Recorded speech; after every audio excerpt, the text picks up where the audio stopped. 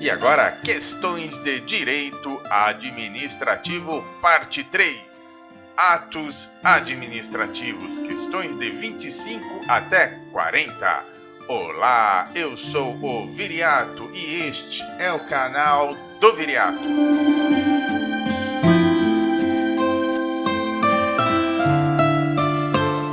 E seguindo a nossa agenda, este é o vídeo número 3 de um total de 10. E como você já sabe, para ganhar tempo, as afirmativas não serão lidas. Elas aparecerão na tela por cerca de 3 segundos, tempo para pausar o vídeo e tentar respondê-las. Ou, se preferir, todas essas afirmativas estão aqui abaixo na descrição desta apresentação.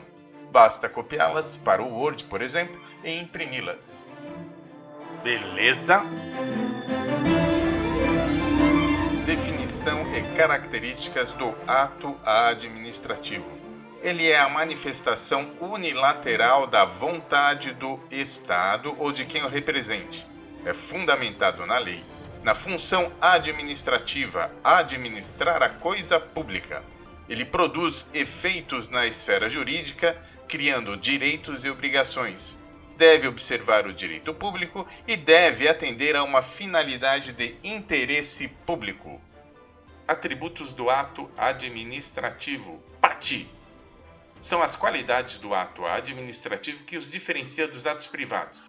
O ato administrativo deve, que vai aparecer em verde, ou pode, que vai aparecer em vermelho, ter os seguintes atributos. E o primeiro deles é a presunção de legitimidade. E como ele está em verde, significa que ele está presente em todos os atos administrativos.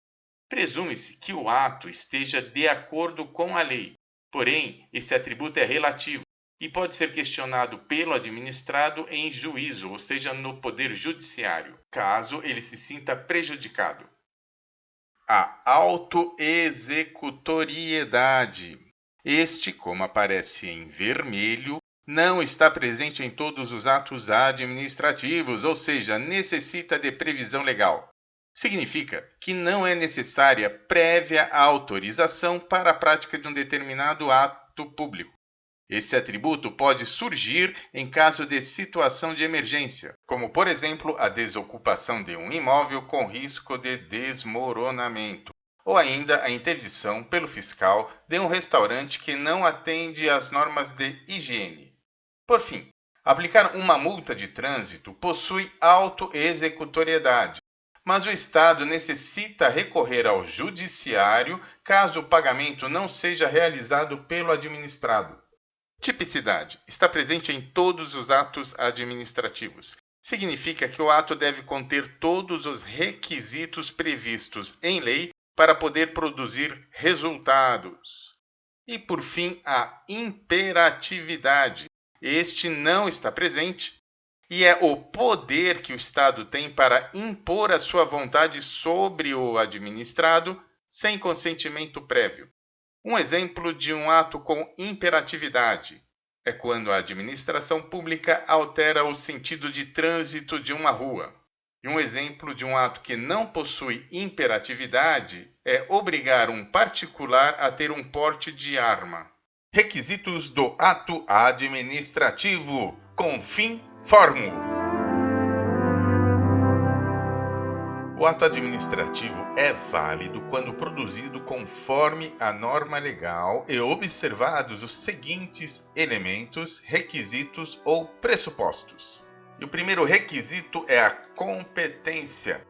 Na competência, pergunta-se ao ato quem fez, que significa o agente público deve possuir as atribuições legais ou o poder necessário para a prática da ação pública, seja ela qual for. A não observância desse requisito leva à incompetência, que nesse caso deve ser entendida como o agente que não possui a autoridade ou o poder necessário para a prática do ato.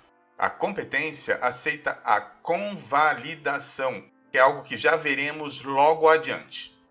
Finalidade. A pergunta que se faz nesse caso é: para que fez? O ato administrativo deve atender o interesse público. Em outras palavras, ele tem como objetivo prestar um serviço ao Estado ou atender os objetivos expressos na lei. A não observância leva ao desvio de finalidade. Pode ser ilustrada como, por exemplo, a transferência de um agente público para uma cidade remota como forma de punição. A finalidade não aceita a convalidação. Forma: como fez ou como foi feito.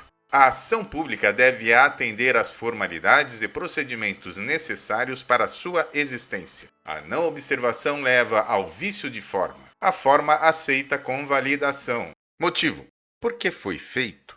É a matéria ou situação, de fato ou de direito, que autoriza e se fundamenta a prática do ato administrativo. A sua não observância leva à inexistência de motivos. Não aceita convalidação. Objeto: o que foi feito? Encontra-se o objeto no verbo do ato administrativo, como, por exemplo, a nomeação de um agente público. A nomeação é o objeto, ou a desapropriação de um imóvel. Desapropriar é o objeto, ou ainda a licença maternidade. Licenciar é o objeto. Ou seja, o objeto é a ordem que o ato administrativo determina ou o resultado pretendido. A sua não observância leva à ilegalidade do objeto e não aceita convalidação. Motivo e objeto compõem o mérito administrativo. Agora, duas definições bastante importantes. E a primeira delas é a convalidação. Convalidar é a validação posterior de um ato, que pode ser feita pela mesma autoridade que o emitiu, que é o caso da ratificação, uma outra autoridade, que é a confirmação, ou ainda pelo próprio particular ou administrado. Nesse caso, trata-se de saneamento.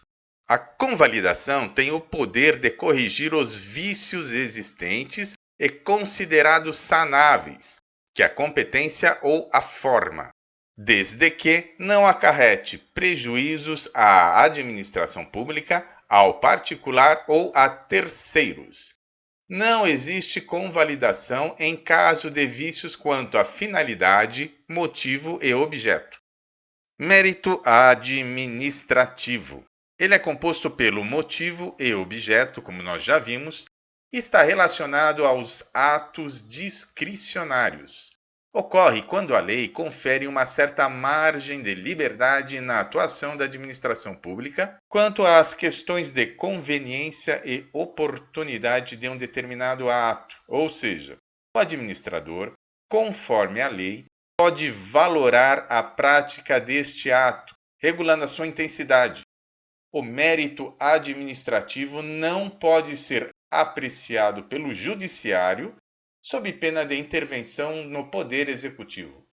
Veja que o judiciário não pode apreciar essa intensidade, ou seja, esse juízo de valoração do próprio Executivo, quanto a questões de conveniência e oportunidade. Ou seja, se o ato é oportuno e se ele atende aos objetivos do Estado naquele momento. Por outro lado, o judiciário pode observar a legalidade desse mesmo ato. E agora, finalmente, as questões de número 25 até 40 sobre atos administrativos. Questão 25. A afirmativa é uma definição da teoria dos motivos determinantes. Uma vez declarado o motivo, este deve ser respeitado e ele deve refletir a realidade, ou seja, deve ser verdadeiro e compatível com o resultado desejado. Por exemplo, um guarda que resolve apreender um veículo porque está com a luz queimada, ao invés da aplicação de uma multa. Gabarito verdadeiro. Questão 26. Conforme determina o artigo 2º da Lei 4.717 de 1965, a Lei de Ação Popular, na análise do ato administrativo, deve-se observar se ele está em conformidade com a lei e se atende os requisitos elencados no item número 3 da nossa introdução ou o confim formo, a saber, a competência, finalidade, forma, motivo e objeto. Gabarito verdadeiro. Questão 27. Como observado no item número 2, atributos do ato administrativo, esta é a definição da autoexecutoriedade. A imperatividade trata do direito do Estado em impor obrigações e restrições ao administrado, sem a necessidade da prévia autorização do judiciário, isso para maior eficácia da ação do Estado. Gabarito falso. Questão 28. Esta é a precisa definição de imperatividade. O poder público tem a prerrogativa de impor a obediência de seus atos aos particulares, independentemente da sua concordância. É a supremacia do interesse público sobre o privado. Entretanto, esse atributo nem sempre está presente em todas as ações públicas, assim também como essa relação de superioridade da vontade pública, como, por exemplo, num contrato de locação de imóvel. Gabarito verdadeiro. Questão 29. Efeitos prodômicos são efeitos atípicos preliminares, que podem existir enquanto o ato ainda está pendente de sua execução, como, por exemplo, o direito da administração pública entrar num imóvel em processo de desapropriação, esteja ele ocupado ou não, para, por exemplo, avaliar a situação e realizar medições, etc. O efeito reflexo é outro tipo de efeito atípico que ocorre quando atinge a terceiros. Gabarito verdadeiro. Questão número 30. Motivo ou causa é um dos elementos que compõem o ato administrativo. É o pressuposto de fato, que é a situação ou contexto, e de direito, que é a norma legal. Por outro lado, a motivação é a exposição exata dos motivos que o agente julga existentes e que justificam a execução do ato. Regra geral, a motivação é obrigatória e válida para todos os atos vinculados e para a maior parte dos atos discricionários. Quando não obrigatória, e mesmo assim o agente resolver motivar o ato, essa motivação deverá estar em linha com a realidade sob pena de anulação. Portanto, motivo e motivação são coisas distintas e o gabarito é falso. Questão 31. A anulação tem relação direta com a ilegalidade do ato, ou seja, o ato administrativo não está previsto no ordenamento legal e, portanto, sua eficácia é retroativa ou, no jargão jurídico, ex tunc. Tudo o que foi feito com base nesse ato deve ser automaticamente anulado, voltando à situação original imediatamente anterior ao ato. Gabarito falso. Questão 32. A revogação recai sobre atos legais e discricionários que, por motivo de conveniência ou oportunidade, não são mais do interesse da administração pública. Entretanto, a revogação, ao contrário da anulação, produz efeitos proativos ou ex nunc, ou seja, não desfaz as situações que surgiram quando o ato era eficaz e legal. A revogação vale do momento da sua execução para frente. Gabarito verdadeiro. Questão 33. A prática do ato administrativo, com base no poder discricionário, está limitada aos quesitos do mérito administrativo, ou seja, o motivo e o objeto. Por outro lado, a competência, finalidade e forma são sempre elementos vinculados a qualquer ato. Atenção! Não confundir mérito administrativo, que está ligado ao poder discricionário do administrador, com a convalidação, que é a admissão ou validação de um ato que apresenta vícios quanto à forma e à competência. Gabarito falso. Questão 34. O ato vinculado existe porque a lei determina a sua validade ou necessidade. Quando todos os requisitos estão presentes, ou seja, se tudo está conforme a lei, o ato vinculado deve ser praticado. Não é uma questão de juízo de valor por parte do gestor público.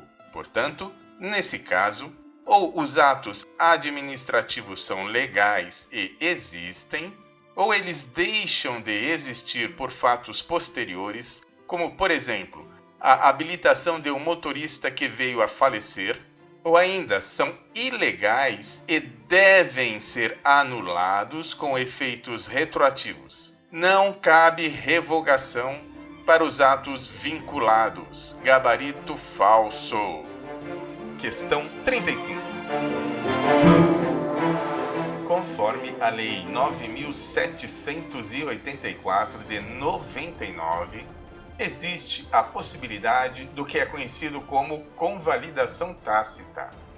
Ou seja, a administração tem até 5 anos para anular um ato seu que seja favorável ao administrado, independentemente da origem do vício, inclusive se o ato for ilegal. Passado esse período, o ato não pode ser mais anulado, salvo se for comprovada má-fé por parte do seu beneficiário. Gabarito é verdadeiro. Questão 36.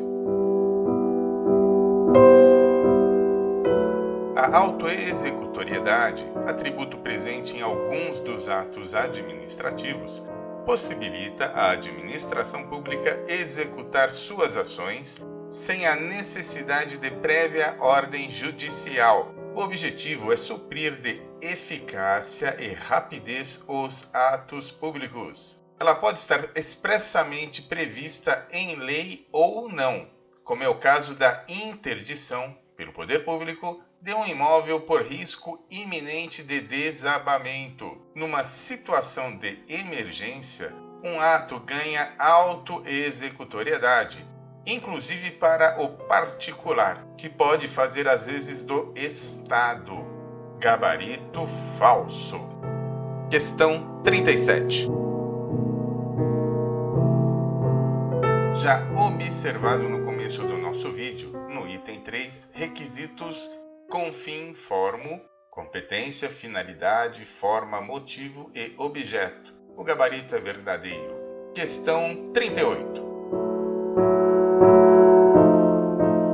Como já observado no item número 2, atributos do ato administrativo, esse é um dos objetivos da tipicidade, que determina a necessidade da existência, na prática do ato, dos elementos ou requisitos predefinidos em lei. Gabarito verdadeiro. Questão 39. A afirmativa descreve, corretamente, os atributos da presunção de legitimidade e veracidade, que já foram relatados no início desse vídeo, no item número 2, gabarito verdadeiro. E agora, a questão de número 40, a última questão do dia. E olha só, são 3 questões ao custo de uma, tá certo? Vamos lá então. O gabarito das 3 é verdadeiro. Cada uma das afirmativas são conceitos dos atos simples, compostos e complexos. Por exemplo, um ato simples é o parecer de uma autoridade sobre um determinado assunto da sua competência. Um ato composto, a cobrança de uma multa pelo Estado. Essa cobrança não possui autoexecutoriedade, e, portanto, depende da autorização do judiciário. Em outras palavras, o Estado deve entrar com uma ação de cobrança contra o administrado. E um exemplo de ato complexo é o decreto assinado pelo presidente, que é referendado pelo ministro da área. E esta foi mais uma apresentação do canal do Viriato. Veja os nossos próximos vídeos. Eu te aguardo lá. Muito obrigado e até breve.